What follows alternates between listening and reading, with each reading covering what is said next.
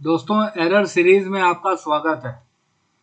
Part 1 में मैंने आपको कुछ एरर बताए थे और किस तरह से वो एरर आते हैं और उनको रेक्टिफाई किस तरह से किया जा सकता है, वो मैंने आपको समझाया था। आज के इस वीडियो में मैं आपको बताऊंगा कि बहुत ज़्यादा मेरे सामने आता है data type mismatch error, exponential error, circular reference error, argument error या लॉजिकल एरर, लिमिटेशन एरर और अंत में ऑब्जेक्ट एरर। तो ये क्यों आता है और इसको रेक्टिफाई किस तरह से किया जा सकता है, आज के इस वीडियो में हम सीखेंगे। और एरर सीरीज के नेक्स्ट वीडियो में मैं आपको बताऊंगा एरर को किस तरह से हैंडल किया जाएगा, मतलब एरर हैंडलर, ये नेक्स्ट वीडियो में। तो आज के इस वीडियो में ये कुछ इंपॉर्टेंट एरर्स हम सीखेंगे और उनको किस तरह से रेक्टिफाई किया जाए ये हम देखेंगे। तो दोस्तों, अभी तक चैनल को सब्सक्राइब ना किया हो तो सब्सक्राइब करके बेल आइकन को प्रेस कर दीजिएगा, क्योंकि अलग अलग प्लेलिस्ट के लिए, अलग अलग लर्नर्स के लिए मैं डेली बेसिस पे वीडियो बनाता रहता हूँ। तो आज के इस टॉपिक में सबसे पहले मैं बताऊंगा आपको डेटा टाइप मिसमैच एरर, ये कब आता है और क्यों आता है। तो सबसे पहले देखिए,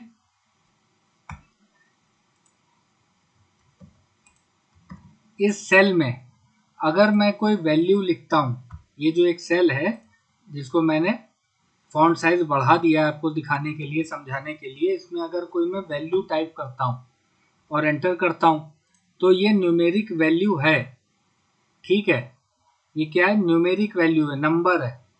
लेकिन अगर इसके साथ मैं कुछ खिलवाड़ करूं, मतलब इसको मैंने क्या किया, F2 प्रेस किया और इनिशियल स्टेज में अपॉस्ट्रोफी लगा दिया। मैंने क्या किया, इसके साथ कुछ मैनिपुलेशन किया और एंटर मैंने प्रेस किया, तो ये अब नंबर नहीं रहा, ये क्या हो गया, ये हो गया टेक्स्ट। तो अब ये जो एरर आ रहा है इसको कहते हैं डेटा टाइप मिसमैच एरर। इस पर क्लिक कीजिए तो ये क्या बता रहा है, नंबर को वापस आप कन्वर्ट कर सकते हैं, इस वैल्यू जो टेक्स्ट बन गया इसको वापस आप नंबर में कन्वर्ट कर सकते हैं। अगर आपको ये एरर इग्नोर करना है तो आप यहाँ से कर सकते हैं। ये बता रहा है नंबर स्टोर्ड एज टेक्स्ट, तो इसको कहते हैं डेटा टाइप मिसमैच एरर, कि ये था तो नंबर, इसको मैंने अपॉस्ट्रोफी लगा के टेक्स्ट में कन्वर्ट कर दिया, तो ये एरर आता है। अगर मैं इसको इग्नोर कर दूंगा तो ये एरर तो नहीं आएगा, लेकिन ये बिहेव करेगा एज अ टेक्स्ट, ये नंबर की तरह बिहेव नहीं करेगा। देखिए, अगर मैं यहाँ पर कोई वैल्यू और लिख देता हूँ और यहाँ पर ये देखिए, इसका अगर मैं सम करूँ, ये अगर मैं सम करूँ तो ये देखिए 564 ही आया, इसने इसको नहीं जोड़ा। ये देखिए, सम में मैंने दोनों सेल लिए लेकिन इसने एक काउंट नहीं, ये ऐड नहीं किया। क्यों नहीं किया? क्योंकि ये नंबर नहीं है, अभी भी ये टेक्स्ट ही है। मैंने वहां पर एरर को इग्नोर किया है लेकिन ये एज अ टेक्स्ट ही बिहेव कर रहा है। तो इस तरह से आता है डेटा टाइप मिसमैच एरर। अब दूसरा नेक्स्ट है एक्सपोनेंशियल एरर। तो यहाँ पर अगर मैं कोई न्यूमेरिक वैल्यू, ये नंबर्स में लिखता हूँ और वो 11 डिजिट से ज़्यादा होगी, एक सिंगल सेल में 11 डिजिट, 11 डिजिट से ज़्यादा होगी, ये देखिए, तो क्या एंटर प्रेस करने पर ये क्या आता है, एक्सपोनेंशियल एरर आता है। तो अगर मुझे ये पूरी वैल्यू एज इट इज देखनी हो तो इसका क्या समाधान है, तो मैं क्या करूं इसके लिए मैं ये करूंगा कि इस सेल में मुझे, अगर मैं 11 डिजिट से ज़्यादा नंबर्स लिखूं और वो मुझे पूरा का पूरा दिखाई दे, शो हो, तो उसके लिए इस सेल को पहले मैं फॉर्मेट कर दूंगा एज अ टेक्स्ट। तो राइट क्लिक करके मैं फॉर्मेट सेल्स में जाऊं या कंट्रोल 1 से मैं चला गया फॉर्मेट सेल्स में और वहां से मैंने इसको टेक्स्ट में कन्वर्ट करके ओके कर दिया।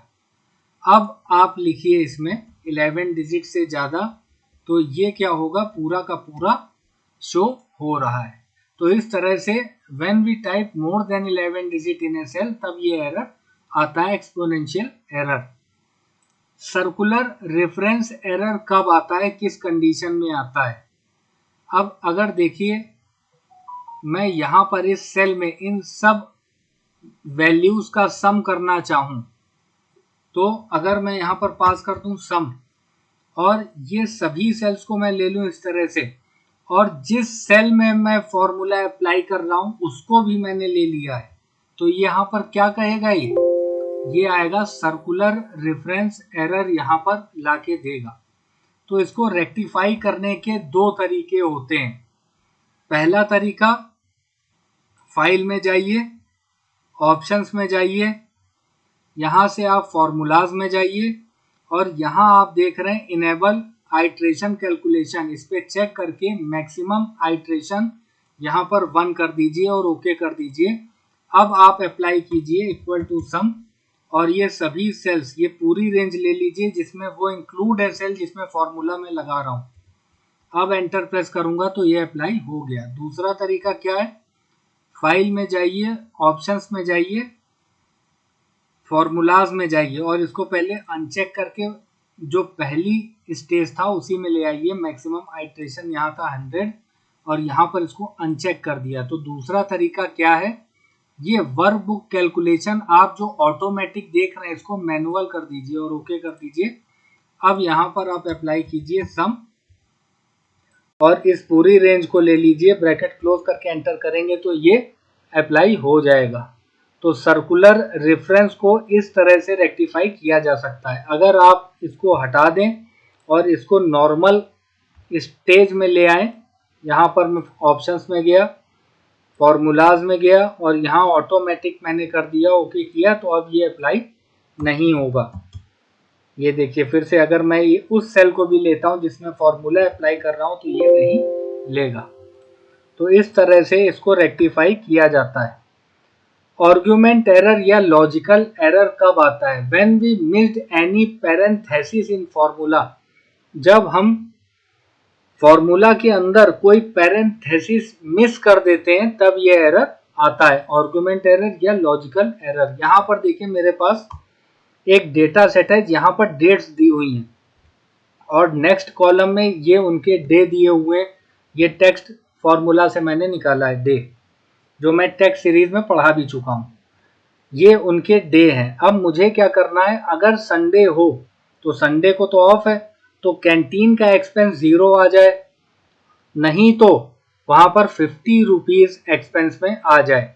तो यहाँ पर मैं इफ के फंक्शन से आसानी से ही निकाल सकता हूँ। कैसे, यहाँ पर मैंने पास कर दिया इफ, लॉजिकल टेस्ट में दिया अगर ये वाला सेल इक्वल टू बराबर हो जाए किसके, अब देखिए यहाँ पर पहले मैं इफ आपको लगा के दिखा देता हूँ, इक्वल टू SUN अगर संडे के बराबर हो जाए और ये बात सही हो तो संडे को ऑफ है तो एक्सपेंस 0 होगा कैंटीन का, कॉमा, नहीं तो अदर डे है तो 50 रुपीज एक्सपेंस में आ जाए। ये मैंने अप्लाई करके ऊपर से नीचे तक इसको ड्रैग ड्रॉप कर दिया तो ये अप्लाई हो गया। लेकिन मैं आपको क्या बताना चाहता हूं कि कोई पैरेंथेसिस, जैसे मैंने ये क्या किया, संडे वाला पहला डबल कोट्स तो स्टार्ट किया लेकिन एंड वाला मैंने नहीं लगाया, तो ये पैरेंथेसिस मिस हो गया। अब एंटर करेंगे तो ये आ गया आर्गुमेंट एरर या लॉजिकल एरर। इस तरह से अगर कोई पैरेंथेसिस में मिस करता हूं तो ये एरर आता है। इसके लिए आपको देखना होगा कि मैंने क्या मिस किया है। अब यहाँ डबल कोट्स में लगाऊंगा तो ये मेरा काम करेगा। इसी तरह से अगर मैंने डबल कोट्स स्टार्टिंग वाला मिस कर दिया है तो भी ये एरर आएगा। तो मुझे उम्मीद है यहाँ तक आपको समझ में आ गया होगा कि किस तरह से ये आर्गुमेंट एरर, लॉजिकल एरर आता है और किस तरह से रेक्टिफाई किया जा सकता है। Next, limitation error. अगर when we use last row and last column, मतलब मैं कंट्रोल डाउन एरो करके सबसे आखिरी रो में गया, कंट्रोल राइट एरो करके सबसे आखिरी कॉलम में चला गया। अब यहाँ पर अगर मैं कोई वैल्यू इंसर्ट कर देता हूँ, ठीक है, उसके बाद अगर मैं कोई कॉलम इंसर्ट करना चाहूँगा तो लिमिटेशन एरर आ जाएगा, नहीं करने देगा। इसके बाद अगर मैं कोई रो इंसर्ट करना चाहूँगा तो लिमिटेशन एरर आ जाएगा, वो नहीं करने देगा। तो अगर जब हम लास्ट कॉलम या लास्ट रो एक्सेल शीट का यूज़ करते हैं, उसके लास्ट कॉलम को, जैसे मान लीजिए ये लास्ट कॉलम है, ठीक है, यहाँ पर मैंने कोई वैल्यू इंसर्ट कर दिया। अब मैं कोई कॉलम और इंसर्ट करना चाहता हूँ तो ये नहीं लेने देगा। इसी तरह से अगर मैं लास्ट रो में कोई वैल्यू इंसर्ट कर देता हूँ और अब अगर मैं कोई लास्ट रो में मैंने वैल्यू इंसर्ट कर दी, अब एक रो और मैं इंसर्ट करना चाहता हूँ तो ये नहीं करने देगा। तो ये लिमिटेशन एरर क्यों आता है? जब हम लास्ट रो और लास्ट कॉलम का यूज कर लेते हैं तो ये लिमिटेशन एरर आता है। वो कह देता है कि आपकी लिमिट पूरी हो गई, अब आप रो या कॉलम इंसर्ट नहीं कर सकते। दोस्तों आज का लास्ट है ऑब्जेक्ट एरर। दोस्तों अगर इस डेटा सेट के बीच में आपको कोई रो या कॉलम इंसर्ट नहीं करने दे रहा, वो ये कंडीशन नहीं है कि लास्ट रो या लास्ट कॉलम मैंने यूज किया है, ये कंडीशन नहीं है। यहाँ पर क्या कंडीशन है, अगर डेटा सेट के बीच में वर्जन 2007 और वर्जन 2010 में अगर इस डेटा सेट के बीच में आपको कॉलम या रो इंसर्ट नहीं करने दे रहा है, अगर आपके शीट में ऑब्जेक्ट इंसर्ट है, ये देखिए ऑब्जेक्ट है, चार्ट है, ये मेरे पास शेप है, और डेटा सेट के बीच में आपको रो या कॉलम इंसर्ट नहीं करने दे रहा है, तो आप क्या करोगे? 2007 और 10 में ये प्रॉब्लम आती है तो आप जाएंगे फाइल में, यहाँ जाएंगे ऑप्शंस में, और यहाँ से आप जाएंगे एडवांस्ड में, और थोड़ा नीचे आ जाएंगे और यहाँ से आप लेंगे display options for this workbook में ये जो ऑल है इस पे चेक लगा रहना चाहिए, तब वहाँ वो आपको रो और कॉलम इंसर्ट करने देगा। अगर नथिंग, किसी ने इस पे चेक लगा दिया है, नथिंग हाइड ऑब्जेक्ट्स में अगर चेक लगा के टिक लगा के ओके कर दिया है, तो यहाँ पर देखिए ऑब्जेक्ट्स तो सारे डिसअपियर हो गए और ये रो और कॉलम को भी इंसर्ट नहीं करने देता 2007 और 10 में। तो यहाँ से फाइल्स में, ऑप्शंस में, एडवांस्ड में जाकर आपको ये डिस्प्ले वाले ऑप्शंस में जाके, display options for this workbook में जाके फॉर ऑब्जेक्ट शो में ऑल में क्लिक करके ओके करना होगा, तब आपको ये इंसर्ट करने देगा। तो दोस्तों ऑब्जेक्ट एरर इस तरह से आता है। तो मैंने आज कुछ इंपॉर्टेंट गिने चुने एरर्स आपको बताया और उनको रेक्टिफाई करना बताया। नेक्स्ट इस प्लेलिस्ट की, इस बेसिक सीरीज की नेक्स्ट वीडियो में मैं आपको एरर हैंडलर बताऊंगा। तो बने रहिए मेरे चैनल के साथ। आज की वीडियो में बस इतना ही। दोस्तों चैनल को सब्सक्राइब करके बेल आइकन को प्रेस कर दीजिएगा, वीडियो को लाइक करके जाइएगा। Thank you friends, have a nice day, take care.